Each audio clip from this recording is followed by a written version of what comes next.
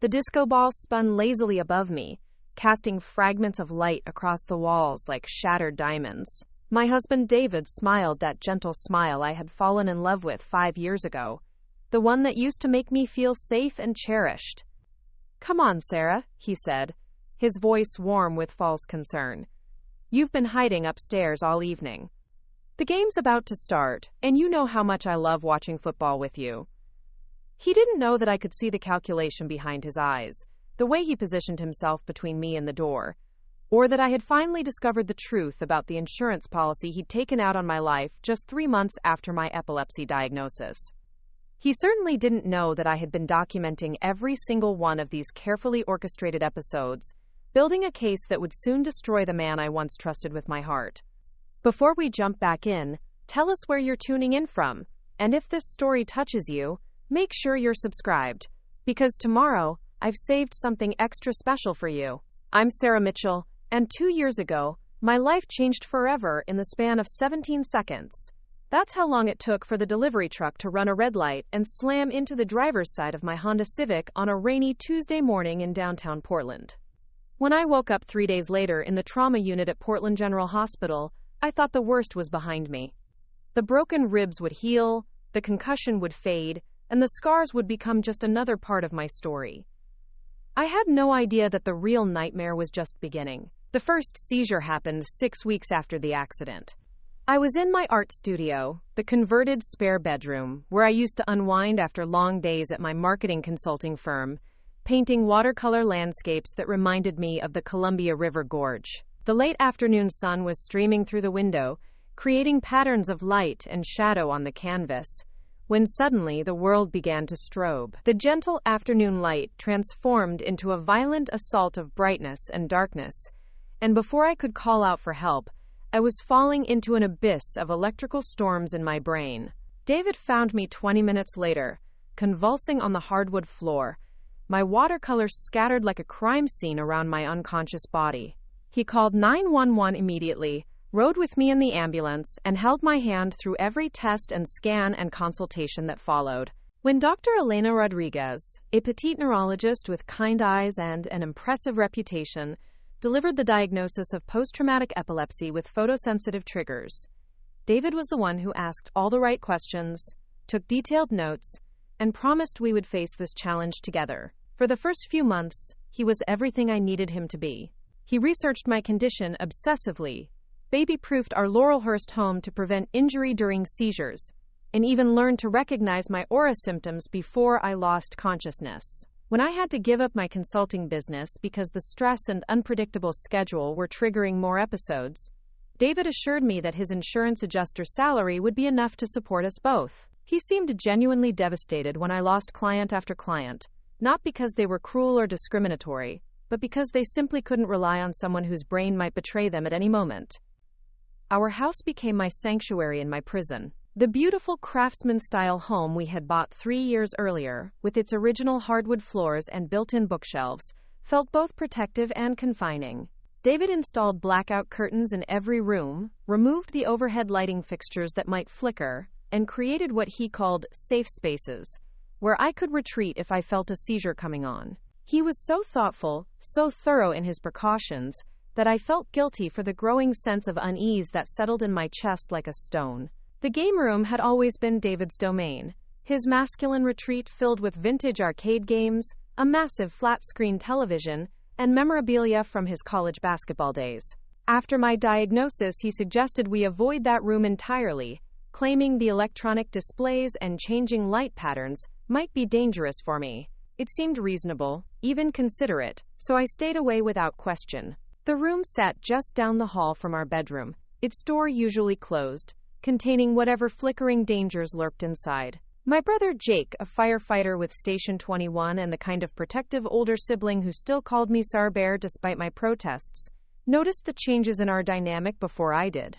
During his weekly dinner visits, he would watch David hover over me with what looked like devotion but felt increasingly like surveillance. Jake never said anything directly, but I caught him studying David with the same careful attention he used when assessing potentially dangerous situations at work.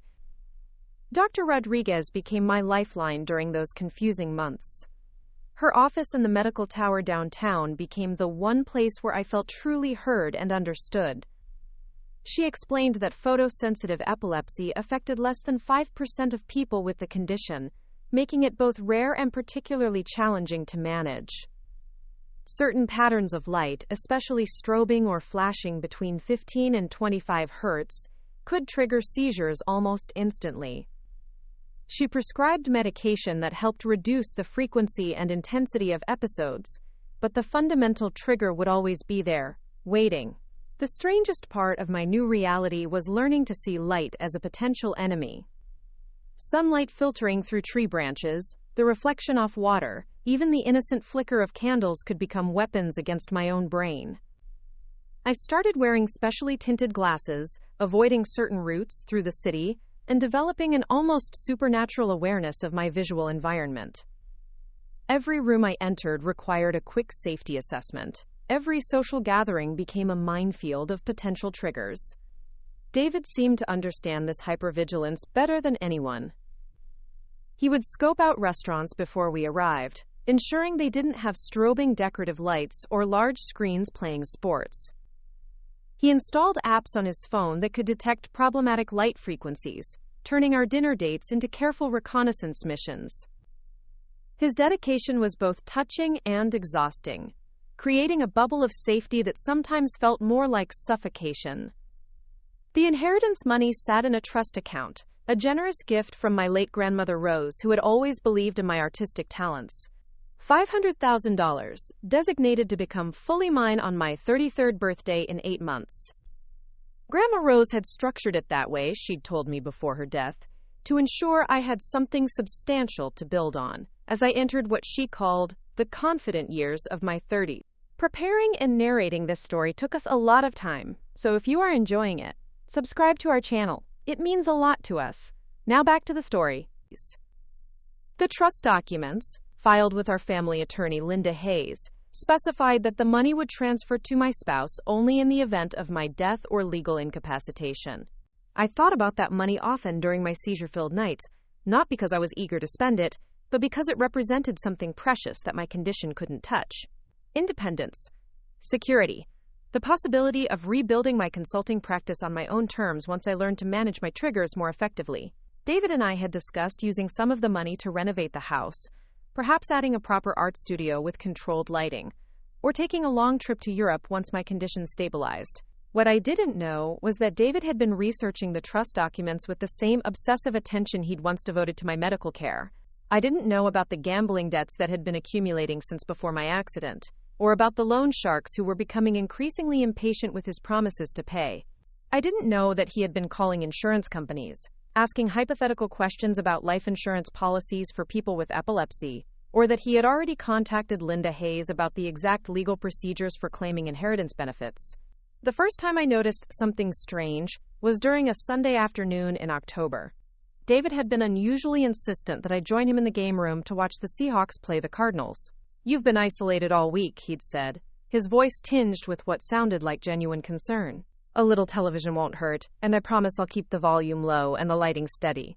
He had dimmed the overhead lights and drawn the curtains, creating what appeared to be a seizure-safe environment.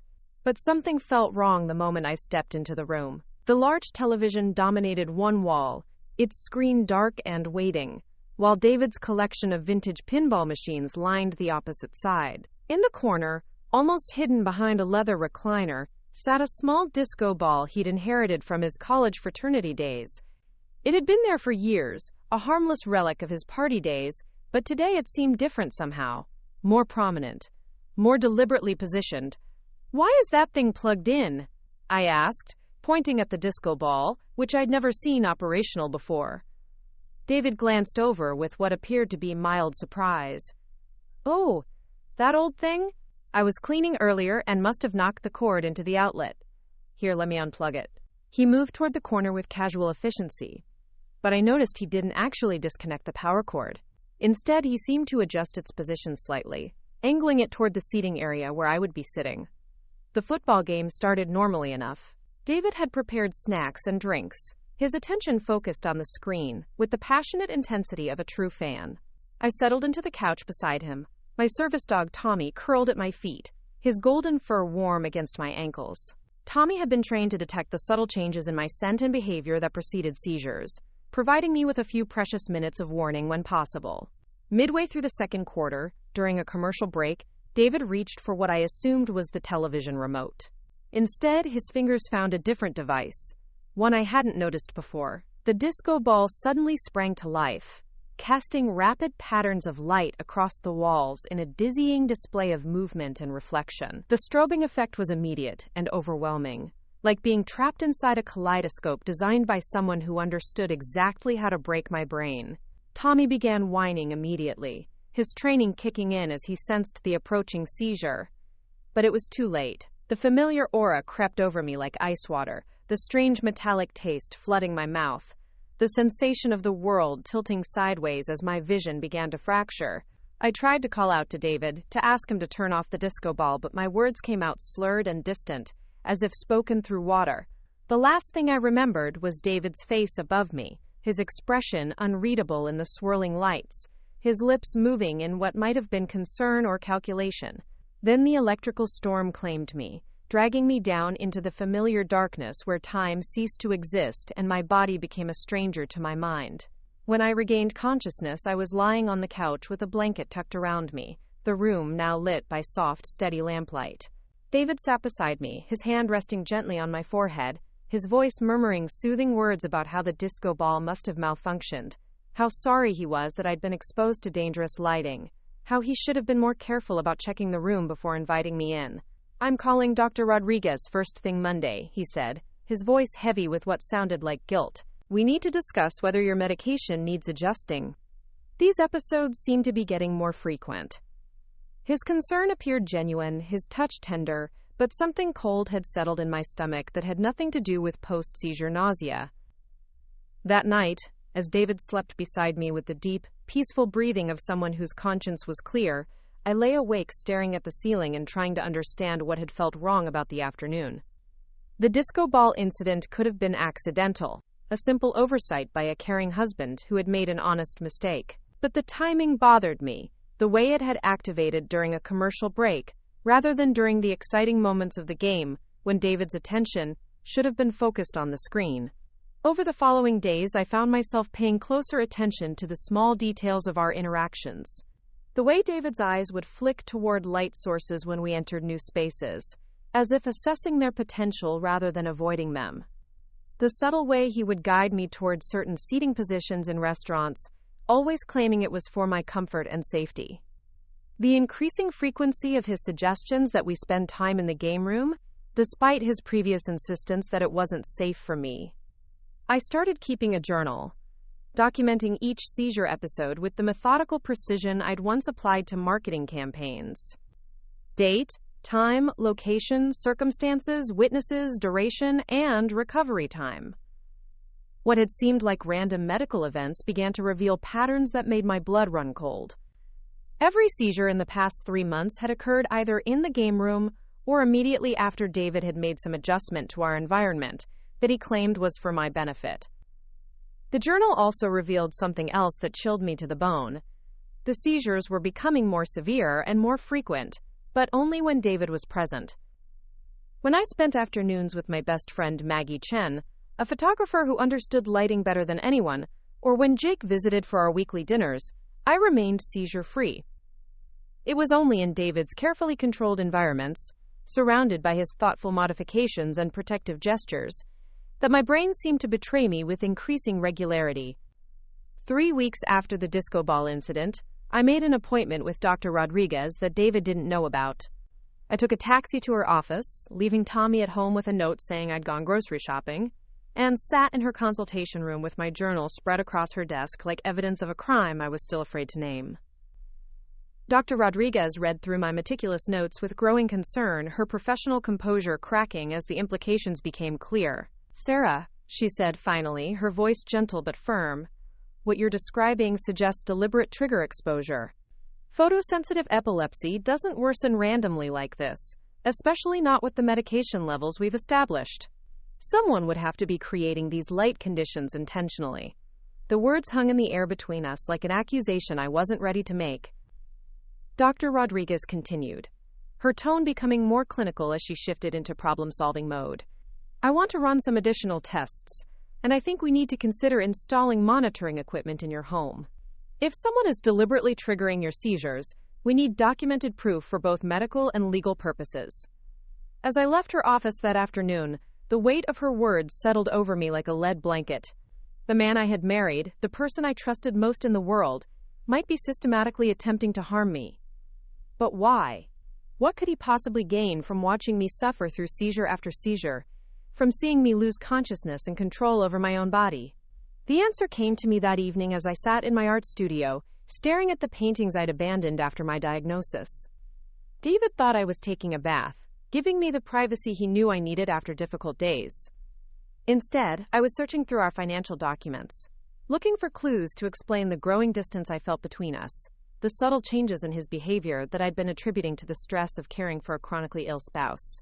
Hidden beneath a stack of insurance paperwork, I found the loan documents. Gambling debts totaling nearly $80,000, with payment schedules that had been missed repeatedly over the past 6 months. Credit card statements showing cash advances taken at casinos, online betting accounts, and wire transfers to offshore gambling sites. David had been living a secret life of financial destruction, funded by borrowed money that was now coming due with interest rates that would crush us both. But it was the life insurance policy that made everything click into place with sickening clarity. A $500,000 policy taken out on my life just 3 months after my epilepsy diagnosis, when I was still adjusting to medication and learning to navigate my new reality. The premium payments, I realized, had been coming from the household account that I rarely monitored, disguised among our regular monthly expenses. I sat on the floor of my studio, surrounded by the evidence of David's deception, and finally understood the true scope of his plan. My seizures weren't random medical episodes he was helpfully managing. They were orchestrated events, carefully crafted to appear accidental, while gradually building a medical history that would support claims of worsening condition and declining stability. He wasn't trying to cure me or protect me. He was systematically documenting my deterioration, creating a paper trail that would make my eventual death appear natural and inevitable. The inheritance money from Grandma Rose would become his in 8 months if I lived long enough to claim it, but the life insurance payout was available immediately upon my death. And with my seizures becoming more frequent and severe, it would be easy to attribute a fatal episode to the progression of my condition, rather than to deliberate intervention by my loving, devoted husband. That night, I lay in bed beside the man who was slowly killing me, listening to his steady breathing and planning my survival. David had made one crucial mistake in his elaborate scheme. He had underestimated me, assuming that my medical condition had made me weak and dependent, unable to think clearly or investigate the growing inconsistencies in my life. He saw me as a victim, a vulnerable target whose love and trust made her easy to manipulate. But I was still the woman who had built a successful consulting business from nothing, who had learned to read people and situations with the sharp insight that had made me valuable to Fortune 500 companies. My epilepsy might have changed my life, but it hadn't changed my mind. And now, with the truth spread before me like a battle plan, I was going to use every skill I'd ever developed to turn David's own scheme against him. The disco ball in the game room wasn't just a weapon he was using to trigger my seizures. It was going to become the centerpiece of evidence that would destroy him completely, proving once and for all that the man I had loved was actually a calculating predator who had seen my medical condition as an opportunity rather than a challenge we would face together. But first, I had to survive long enough to spring the trap, and that meant walking back into that room full of flashing lights one more time, knowing exactly what David intended to do to me. The next morning brought deceptive normalcy, the kind of ordinary Tuesday that masks extraordinary danger beneath its surface. David kissed my forehead before leaving for work at Pacific Northwest Insurance, his lips warm against my skin as he whispered his usual promises about calling to check on me throughout the day.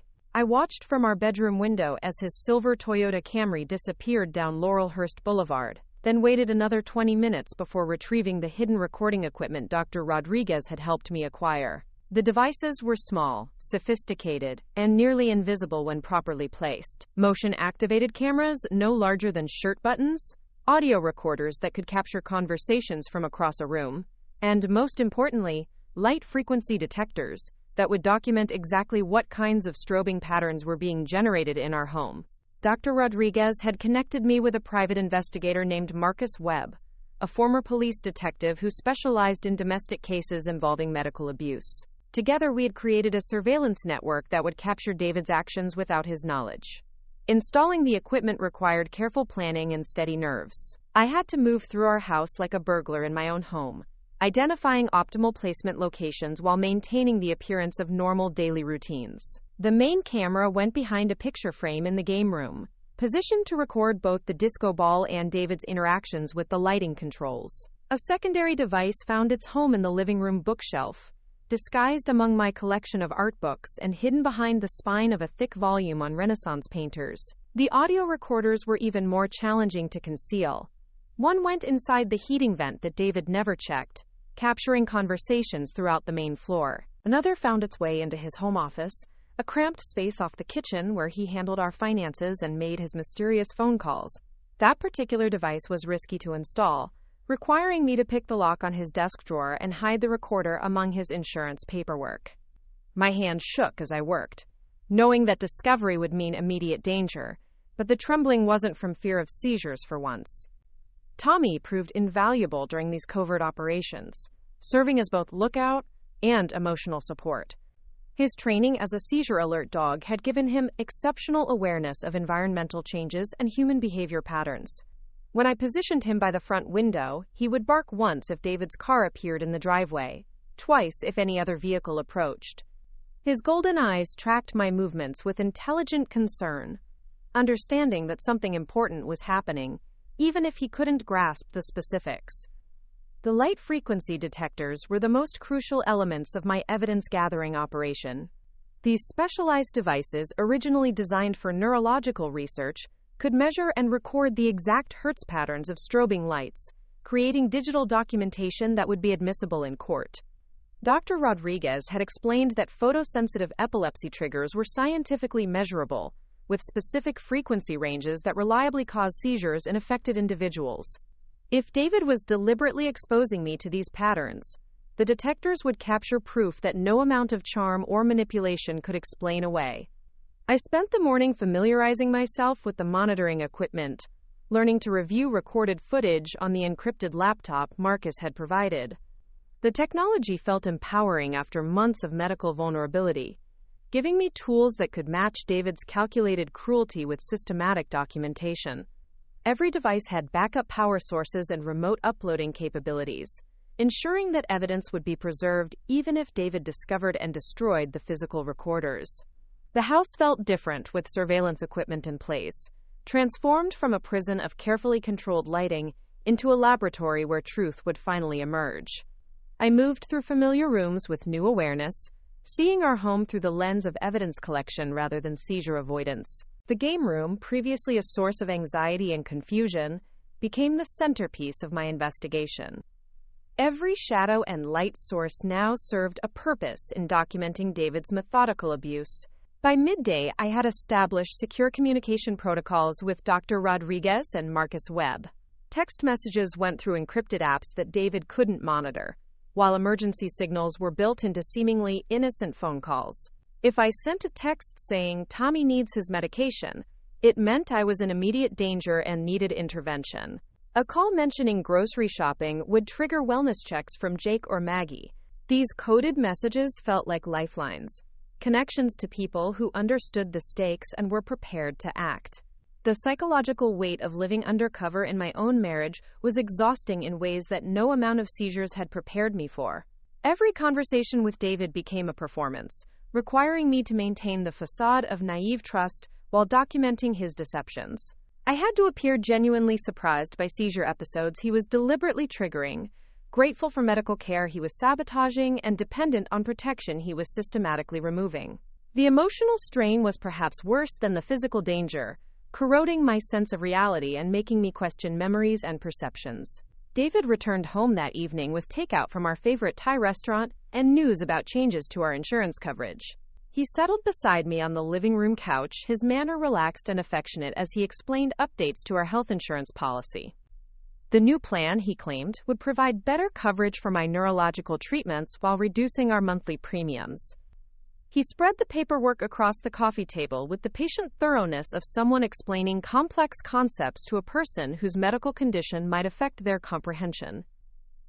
What he didn't realize was that I was recording every word through the hidden device in the bookshelf, documenting his lies with the same precision he was using to construct them.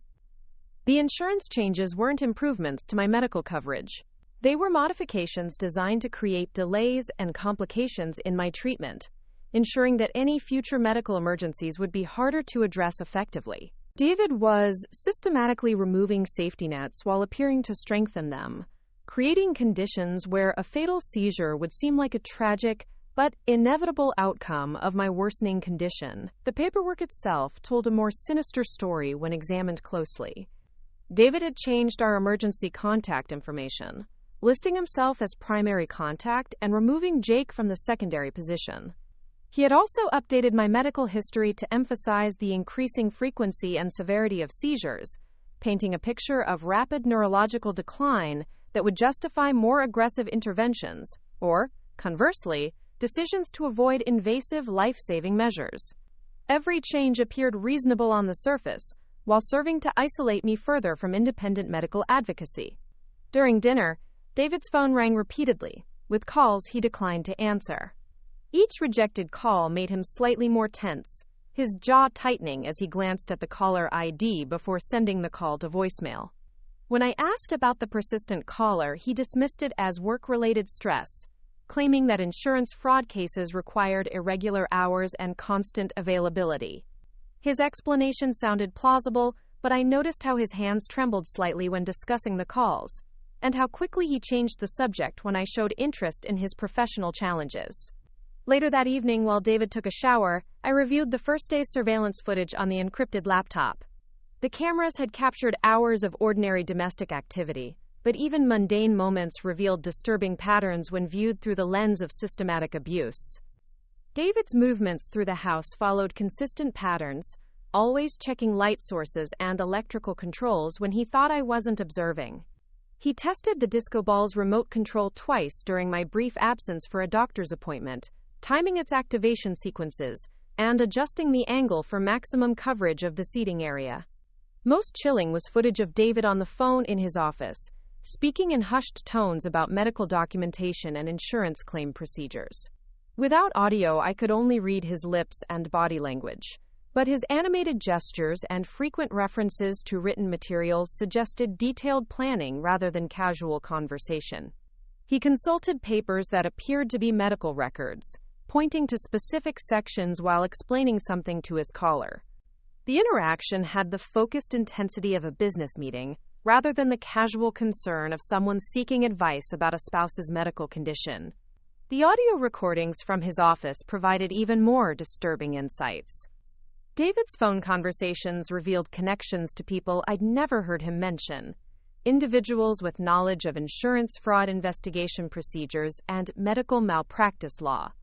He discussed strategies for documenting progressive neurological decline, timing of medical interventions, and methods for ensuring that suspicious circumstances wouldn't trigger detailed investigations. The conversations were careful and coded, but their implications were unmistakable. One particular phone call made my blood freeze as I listened through headphones in the darkened living room. David was speaking to someone he addressed as Frank, discussing payment schedules and consequences for missed deadlines. Frank's voice, audible through David's phone speaker, carried the flat, professional menace of someone accustomed to enforcing agreements through violence. They discussed my medical condition as if it were a business asset, debating whether my deteriorating health would provide adequate cover for David's financial obligations. "The wife's getting worse," David said, his voice carrying none of the concern he showed during our face-to-face conversations. "More frequent episodes, longer recovery times. The documentation is building nicely for insurance purposes." Frank's response was muffled, but David's reply was crystal clear. 8 months is too long to wait for the inheritance. The life insurance payout is more reliable anyway, and it doesn't depend on her staying alive until her birthday. The casual cruelty of hearing my life discussed as a financial instrument was almost as devastating as the confirmation of David's murderous intentions. He wasn't just hoping I would die accidentally during a seizure. He was actively planning my death, timing it to coincide with his financial needs, while ensuring it would appear natural and unpreventable. The man I had shared my bed with for 5 years was calculating exactly how long I needed to live to serve his purposes, and exactly when my death would become more valuable than my survival. I spent that night lying beside David, listening to his peaceful breathing while my mind raced through implications and escape strategies. The surveillance equipment was gathering evidence, but documentation alone wouldn't protect me from immediate physical danger. David's financial pressures were intensifying, and his conversations suggested that patience was running out among the people he owed money to. I needed to accelerate my timeline for exposing his scheme, while avoiding any actions that might trigger immediate retaliation. The next morning brought a new challenge when David announced his intention to spend more time working from home. His insurance company, he explained, was transitioning to hybrid remote work arrangements that would allow him to handle cases from his home office while maintaining his regular client meetings. The change would give him more flexibility to care for me during seizure episodes while reducing his commute time and work-related stress. His explanation sounded thoughtful and considerate, exactly the kind of arrangement a devoted husband would seek to better support his chronically ill wife. But I understood the real motivation behind David's sudden interest in working from home.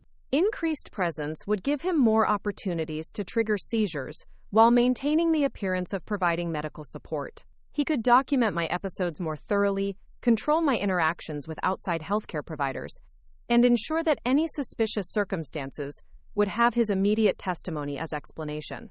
Most dangerously, working from home would give him real-time awareness of my activities, making it nearly impossible to continue my covert investigation or maintain secure communications with Dr. Rodriguez and Marcus Webb. The psychological pressure of David's constant presence became apparent immediately. He established his home office as a central hub for monitoring household activities, positioning his desk to overlook the main living areas through the kitchen doorway. His work calls became more frequent and animated, with conversations that seemed calculated to let me overhear references to medical documentation and insurance procedures rather than genuine business discussions. He was conditioning me to accept the normality of these topics, while simultaneously establishing his professional expertise in areas directly relevant to my circumstances. During lunch that first day of his remote work arrangement, David suggested we spend the afternoon reorganizing the game room to make it more comfortable for my recovery periods after seizures. The room needed better seating arrangements, he claimed, and improved lighting controls that would allow him to create optimal environments for my medical episodes. His proposal sounded caring and practical, focused on my comfort and safety rather than his convenience. But I recognized it as preparation for more systematic abuse, creating optimal conditions for triggering seizures while documenting my responses for insurance purposes. The reorganization project gave me opportunities to test my surveillance equipment under David's direct observation. As he moved furniture and adjusted lighting fixtures, I watched him through the hidden camera feeds on my phone, marveling at the difference between his public performance and his private actions. When he thought I was focused on organizing his sports memorabilia, he tested the disco ball's positioning and remote control functions with scientific precision, measuring angles and distances like an engineer optimizing a weapons system. His attention to detail was both impressive and terrifying. David had researched photosensitive epilepsy triggers with the same methodical thoroughness he brought to insurance fraud investigations.